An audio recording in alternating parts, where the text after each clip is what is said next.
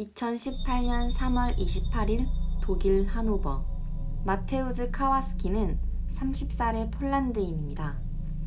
폴란드 남동부의 후트코우라는 작은 마을 출신입니다.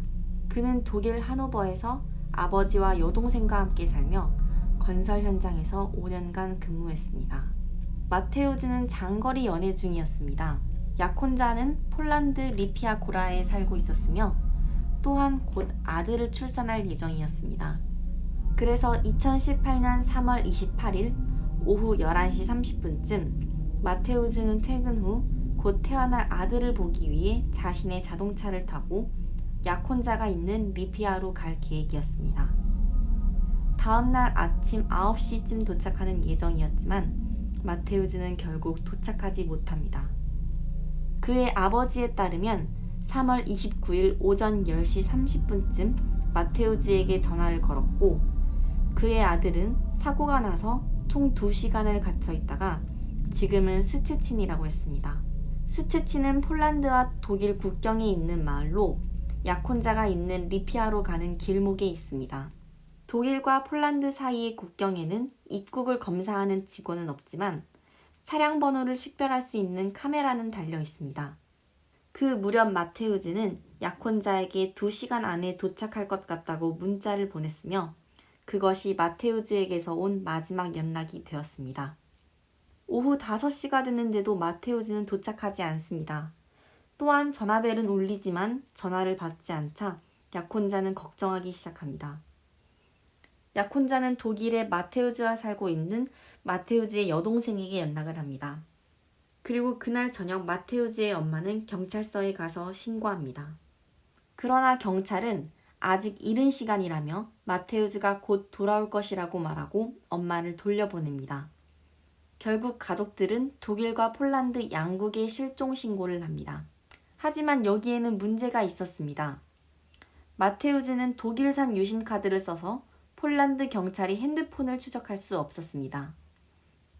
또한 폴란드에서 실종되었으니 독일 경찰 역시 핸드폰을 추적할 수 없었습니다. 폴란드 경찰은 마테우즈의 전화기가 폴란드 통신망에 잡히지 않았다고 주장하였습니다. 경찰이 큰 도움이 되지 않자 마테우즈의 가족들은 따로 자체 조사를 하기 시작합니다.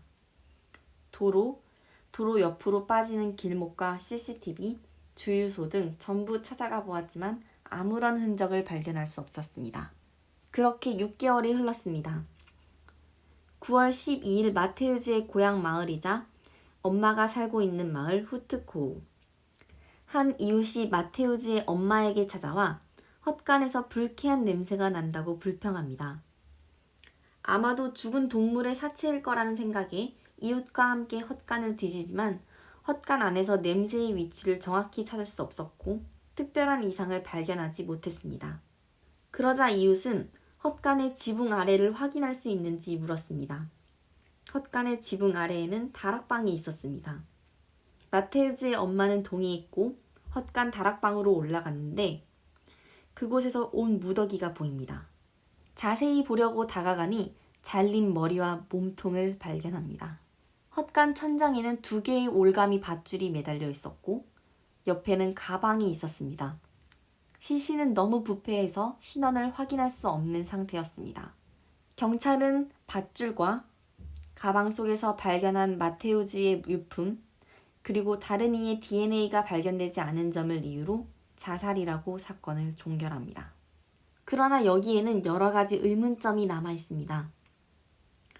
먼저 마테우즈가 향한 곳은 엄마가 살던 남동쪽 후트코우가 아닌 약혼자가 살던 북서쪽 리피아였습니다.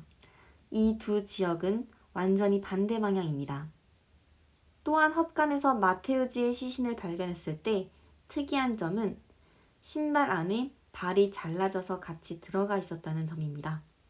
거기에 마테우즈의 치아 몇 개가 뽑힌 채로 옷에 박혀 있었다고 합니다. 올가미 밧줄에 매달고 나면 머리는 잘릴 수 있지만 치아만 빠져 있기는 어렵다는 점입니다. 또한 마테우즈의 시신 옆에 놓인 가방에는 폴란드 생수병, 담배, 그리고 오렌지 주스가 있었습니다. 가족들은 마테우즈가 오렌지 주스를 싫어했고 절대 마시지 않았다고 증언했습니다. 또한 차의 행방도 미스테리합니다. 차 키와 번호판이 폴란드에서도 독일에서도 아직까지 발견되지 않았습니다. 마테우즈의 핸드폰이 발견되고 조사를 한 결과 3월 30일에 삼촌에게 전화를 건 기록이 나옵니다. 하지만 1초 정도 만에 바로 끊어졌고 삼촌은 전화를 받은 기록이 없습니다.